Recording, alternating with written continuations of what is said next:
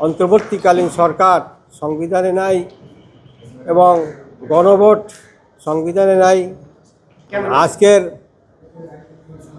এই অন্তর্বর্তীকালীন সরকারের মাধ্যমে যে জাতীয় সংসদ নির্বাচন হচ্ছে এবং গণভোট নির্বাচন হচ্ছে 12ই ফেব্রুয়ারি 2026 তারিখ, এবং একই দিনে এই নির্বাচন হচ্ছে এবং গত 11-12-2025 তারিখ যে এই দুটি নির্বাচন অনুষ্ঠানের তফসিল ঘোষণা করেছে, এই দুটি তফসিল আমি বৈধতা চ্যালেঞ্জ করে আজকে একটি রিট করেছি।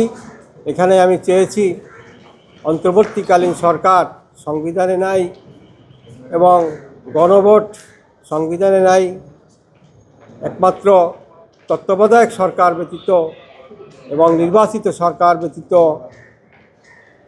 সংসদ নির্বাচন অনুষ্ঠান পরিচালনা করতে পারে না। আজকের অন্তর্বর্তীকালীন সরকার সংবিধানে নাই, আরপিওতে নাই।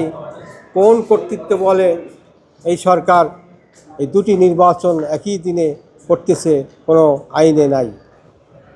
এই তফসিল বৈধতা চ্যালেঞ্জ করে আমি একটি রিট করেছি এবং এই তফসিল কেন অবৈধ ঘোষণা করা হবে না এই মর্মে আমি রুল জারি চেয়েছি এবং রুল শুনানি না হওয়া পর্যন্ত এই দুইটি তফসিল স্থগিত চেয়েছি এবং পাশাপাশি তত্ত্বাবধায়ক সরকার গঠন করে নির্বাচন করারও একটি আবেদন প্রেয়ার করেছি।